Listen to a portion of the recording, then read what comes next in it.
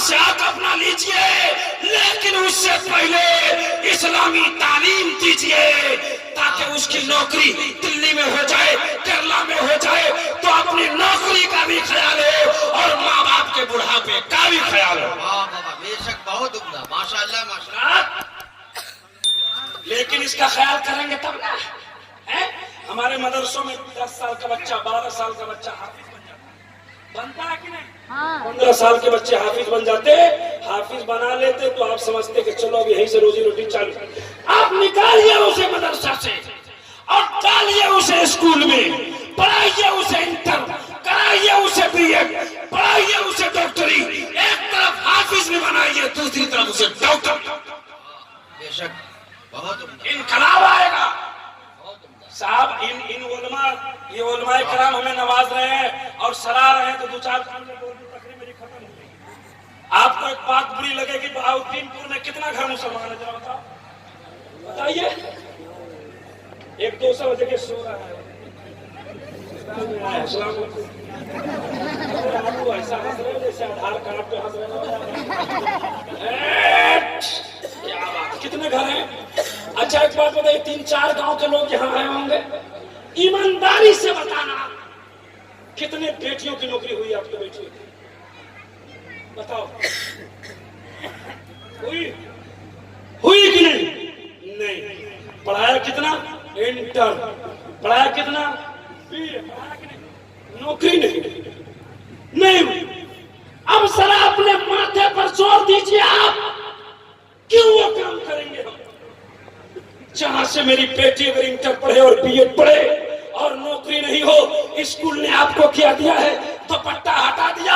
आप कभी तसव्वुर कीजिए, आपकी 18 साल की बेटी जब पढ़ने, इंटर पढ़ने स्कूल में जाती है, बेदुपट्टा मैट वो बेंच पर बैठती है, उसके सामने 25 साल का नौजवान लड़का मास्टर होता है और ब्लैक बोर्ड पे खड़ा होता है, कभी ब्लैक बोर्ड पे लिखता है, कभी बेदुपट्टा बेटी को देखता है। उसके बगल में 18 साल नौजवान बैठता है, उसके कोचिंग में 20 साल नौजवान उसके बगल में बैठता है। ए मुसलमानों, जरा गौर करो, आपने ऐसी पढ़ाई पढ़ाई जिसे दुपट्टा भी हटा दिया, नौकरी भी नहीं हुई, और आपकी बेटी का इज्जत का नीलाम उस कॉलेज में भी हो रहा है और उस कोचिंग में भी हो रहा है।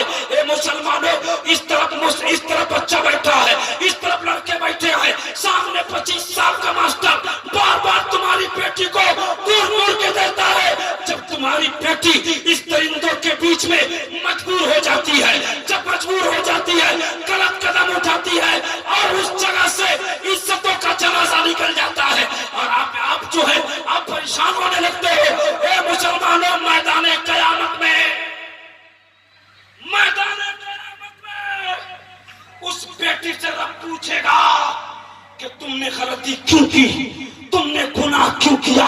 रब की बारगाह में बेटी मजबूर होकर अर्ज करेगी, मौला ये मेरा कसूर नहीं, ये मेरे भाई का कसूर है जो मुझे कॉलेज जाने पर मजबूर कर, ये मेरे बाप का कसूर है जो मुझे कॉलेज जाने पर मजबूर किया। ए मुसलमानों, जब बेटी गुनाह कर जाए, मैदान कयामत में जब बेटी गवाही दे देगी कि इसके कहने पर गया, तो फिर इसलिए मैं कहना चाहता हूं, जिस पढ़ाई से तुम्हारी बेटी को नौकरी नहीं, आपको अगर अल्लाह ने तौफीक दी है वकालत करवा सकते हैं तो बेटी को पढ़ाइए। आप बेटी को डॉक्टर बना सकते हैं तो पढ़ाइए, हमें कोई दिक्कत नहीं है। इंजीनियर बना सकते हैं तो पढ़ाइए, कोई दिक्कत नहीं है। अगर आप इस तकिया को लेकर घूम रहे हैं कि इंटर पढ़ा के नौकरी हो जाएगी, तो ऐसी तालीम मत दो। आप हमारे मुजफ्फरपुर में, हमारे बिहार में बड़े बड़े कुल्लियतुल बनात खुल रहे हैं, लड़कियों के मदारिस खुल रहे हैं। अपने बेटियों को इस्लामी तरबियत दो ताकि यहाँ भी कामयाब हो जाए, वहां भी कामयाब हो। मुसलमानों, अब कब समझेंगे आप? अभी तो सिर्फ साहब नकाब हटाने की बात हुई है, अभी सिर्फ चेहरा खोलने की बात हुई है। अगर आप नहीं संभल पाए तो वो दिन दूर नहीं है, आपके बेटियों की इज्जत नीलाम खुले रोड पे किए जाएंगे और तुम देखते रह जाओ। इसलिए संभलने की जरूरत है। और मैं अपने आइम्मे किराम की बारगाह में हाथ जोड़ के कहता हूं, मैं अपने मस्जिदों के इमाम और मदरसे के मुदर्रिसीन से हाथ जोड़ के कहता हूं, ए मेरे भाइयों, अपने भाइयों पर, अपने लोगों पर, अपने मुसल्लियाने किराम पर अपना रोब और दबदबा रखो और इसे हमेशा तालीम इस्लाम के लिए उकसाते रहो। लेकिन आप भी बहुत बड़े पागल। अब कुछ हमारे पागल शादी में कहते हैं इंटर पास लाएंगे। अच्छा, कुछ लोग जाते हैं लड़की देखने तो बोलते बेटी कितनी पढ़ी लिखी है, बोले कुरान पढ़ती है, हाँ नमाज पढ़ती है, बोले हाँ सब कुछ पढ़ती है, बोले हाँ अच्छा ले आया। ये पागल जो देखने गया था और पूछ रहा था कि कुरान पढ़ती है कि नहीं, शादी के बाद एक दिन भी अपने बेटा से नहीं पूछते हैं कि तुम्हारी बीवी कुरान पढ़ती है कि नहीं। खाना में नमक ज्यादा पड़ जाए ये उसके खानदान वालों की गाली देते हैं। अगर बर्तन न धुले उसके खानदान वालों की गाली देते हैं। तरह तरह की बातें करते। मैं कहता हूं मेरे कौम के दयालु मुसलमानों, आपकी बहू गलती करते आप उसे गाली मत दो। आपकी बहू अगर बर्तन एक वक्त ना मचे तो आप उसे गाली मत दो। आपकी बहू अगर कुरान की तलावत ना करे तो तुम कहो, अगर कुरान की तलावत ना करोगे तो तुम्हें खाना बंद कर देंगे। कभी इस पर आपने पहल की? नहीं, इस पे पहल कीजिए। देखिए बहुत बातें बाकी थी हमारी।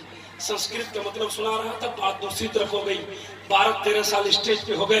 अब मैं नहीं चाहता रहता हूं कि संस्कृत पढ़ूं, अपने कौम की दर्द को बयान करने की कोशिश करता हूं। लेकिन हमारे नाम के साथ एक ऐसा वर्ड लगा है चतुर्वेद। ये क्या है चतुर्वेद? हम क्यों नहीं समझे कि बड़े बड़े पीर आते हमारे जलसों में, कोई उसके तरफ नहीं ताकेगा। हाँ, बड़े बड़े मुकर्रिर आएंगे, कोई नहीं ताकेगा। जब हम गुजरेंगे तो बोले यही है, यही है। कौन है? चतुर्वेद। चतुर्वेद क्या है रे भाई? चतुर्वेद चतुर्वेदी कुछ है नहीं। संस्कृत का एक वर्ड है चतुर्थवेदी, जो लोग पढ़े वो जानते हैं। चतुर्थवेदी, चतुर्थवेदी कहते हैं जो 4 वेद का जानकार। अल्हम्दुलिल्लाह रब्बिल आलमीन इसी अंदाज में, इसी माहौल में, चतुर्वेदी अंदाज में आज 12-13 सालों से तकरीर करता हूँ और आप मुझे सराहते हैं। हजरात वक्त ज्यादा हो गया है, शायर अहले सुन्नत दिलवर शाही को सुनना है, उसके बाद आपको एक और तकरीर सुननी है, अपने घरों को भी जाना है, सेहरी भी खाना है, कल रोजा भी रहना है। कल रोजा रहेंगे ना? बोलिए इंशाअल्लाह। अगर जल्दी में हाथ उठाए तो कल कितने लोग रहेंगे? अच्छा, कुछ लोग गुटखा मारते हैं दिन में भाई। गुटखा बंद कीजिए, अल्लाह आपको सलामत रखे। जो कुछ उधार रह गया ना, मतलब जो सुनाना उधार रहा, फिर कभी सुनाएंगे।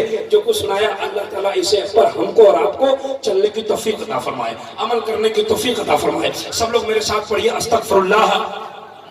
देखिए धीरे धीरे नहीं, जोर से पढ़िए, फरिश्ते आए हैं, लिख देंगे तो मुकद्दर चमक जाएगा। पढ़िए अस्तगफिरुल्लाह रब्बी मिन कुल्ले ज़ंबिन व तूबु इलैह, ला इलाहा इल्लल्लाह, ला इलाहा इल्लल्लाह।